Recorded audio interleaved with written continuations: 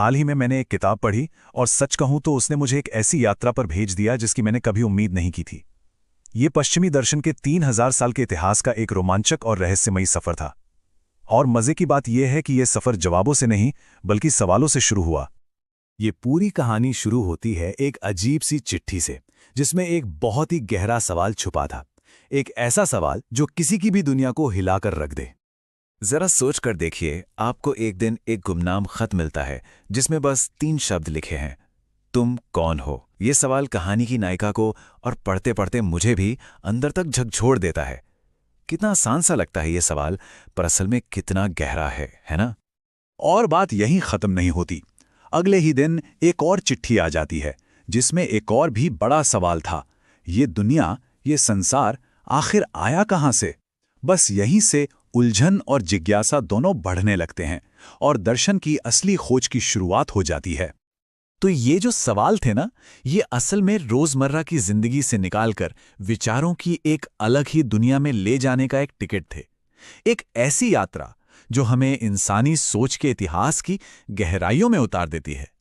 तो चलिए देखते हैं कि इंसानी सोच ने अपना पहला बड़ा कदम कैसे उठाया।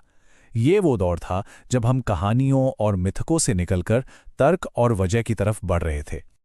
देखिए, बहुत पहले इंसान प्रकृति को समझाने के लिए देवताओं की कहानियां बनाता था। जैसे अगर बिजली कड़क रही है तो जरूर ज़्यूस देवता गुस्सा होंगे। लेकिन फिर धीरे धीरे सोचने का एक नया तरीका आया। लोगों ने इन घटनाओं के पीछे प्राकृतिक वजहों को खोजना शुरू किया। इन्हें हम प्राकृतिक दार्शनिक कहते हैं। ये वो पहले लोग थे जिन्होंने तर्क का इस्तेमाल करके पूछा कि ये दुनिया आखिर बनी किस चीज से है। क्या वो पानी है, या शायद हवा, या फिर अनगिनत छोटे छोटे कण जिन्हें हम आज एटम या परमाणु कहते हैं। और तर्क का यही रास्ता हमें सीधे प्राचीन एथेंस ले जाता है, जहां 3 ऐसे महान विचारक हुए जिन्होंने पश्चिमी दर्शन की दिशा हमेशा हमेशा के लिए बदल दी। सबसे पहले आते हैं सुकरात। कमाल के इंसान थे। उन्होंने अपनी पूरी जिंदगी में एक भी किताब नहीं लिखी। वो बस एथेंस की सड़कों पर घूमते और लोगों से सवाल पूछते थे। ऐसे सवाल जो लोगों को ये एहसास दिलाते थे कि वो कितना कम जानते हैं और उन्हें सच की खोज के लिए उकसाते थे। अब सुकरात के 2 शिष्य थे, प्लेटो, उनका आइडिया तो और भी कमाल का था। उनका कहना था कि ये जो दुनिया हम अपनी आंखों से देखते हैं, सुनते हैं, महसूस करते हैं, हो सकता है ये असली दुनिया हो ही ना। शायद ये किसी असली परफेक्ट दुनिया की सिर्फ एक परछाई हो। फिर आए प्लेटो के शिष्य अरस्तु। वो थोड़े अलग थे, ज्यादा प्रैक्टिकल। उनका मानना था कि सच को समझने के लिए हमें अपने आसपास की दुनिया को ही ध्यान से देखना और समझना होगा। उन्होंने किसी भी चीज को समझने के लिए ये 4 कारण बताए। वो किस चीज से बनी है, उसका डिजाइन क्या है, उसे बनाया किसने है और उसका मकसद क्या है। एथेंस के इन महान विचारकों के बाद ज्ञान की ये मशाल जलती रही और अलग अलग दौर से गुजरते हुए और भी ज्यादा विकसित होती गई। सदियां बीत गईं। मध्य युग में दर्शन और धर्म एक दूसरे के करीब आए। फिर आया पुनर्जागरण का दौर, जब फोकस वापस इंसान और उसकी क्षमताओं पर आ गया। और उसके बाद आया ज्ञानोदय का युग, जिसने विज्ञान और तर्क को सबसे ऊपर रखा और समाज में एक क्रांति ला दी। और यहां से कहानी एक बहुत ही दिलचस्प मोड़ लेती है। अब तक हम दुनिया को समझ रहे थे, लेकिन अब फोकस बाहर की दुनिया से हटकर अंदर की तरफ, यानी मैं या स्वयं पर आ गया। अब सवाल ये था कि जो इस दुनिया को अनुभव कर रहा है वो कौन है। रेने देकार्त ने एक बहुत ही अनोखा तरीका अपनाया। उन्होंने कहा, चलो हर चीज पर शक करते हैं। लेकिन उन्हें एहसास हुआ कि एक चीज है जिस पर वो शक नहीं कर सकते, और वो है उनका खुद का सोचना।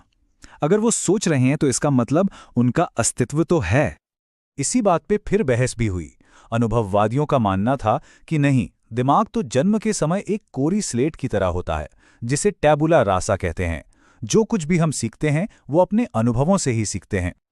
और खुद को समझने की ये खोज चलती रही और आखिरकार हमें फ्रॉइड जैसे विचारकों तक ले आई, जिन्होंने हमारे अचेतन मन की गहराइयों को खंगाला, हमारे व्यवहार के उन छिपे हुए कारणों को जिनके बारे में हमें खुद भी पता नहीं होता। चलिए अब आते हैं कहानी के सबसे हैरान कर देने वाले हिस्से पर। ये वो मोड़ है जहां ये पूरी दार्शनिक यात्रा हमारी असलियत की बुनियाद पर ही सवाल खड़ा कर देती है। कहानी का सबसे बड़ा, सबसे आखिरी सवाल यही है, नायिका को धीरे धीरे शक होने लगता है कि उसकी पूरी जिंदगी, उसके सारे विचार, उसके सारे अनुभव सब किसी और के द्वारा लिखे जा रहे हैं। सोचिए, क्या हो अगर हम सब किसी और की कहानी का हिस्सा हों? और फिर यही होता है। नायिका को पता चलता है कि वो और उसके टीचर असल में हैं ही नहीं, वो बस एक किताब के काल्पनिक किरदार हैं जिसे कोई और लिख रहा है। ये वो पल है जो असलियत और कल्पना के बीच की लकीर को पूरी तरह से मिटा देता है। तो इस पूरी यात्रा से, इस पूरी कहानी से हमें क्या सीखने को मिलता है? शायद यही कि दर्शन का मकसद सारे जवाब ढूंढ लेना नहीं है। इसका असली मकसद है सवाल पूछने की हिम्मत बनाए रखना और उस खोज की यात्रा पर चलते रहना। शायद सबसे जरूरी सवाल ये नहीं है कि हम कौन हैं, बल्कि ये है कि हम ये सवाल पूछना कभी बंद ना करें।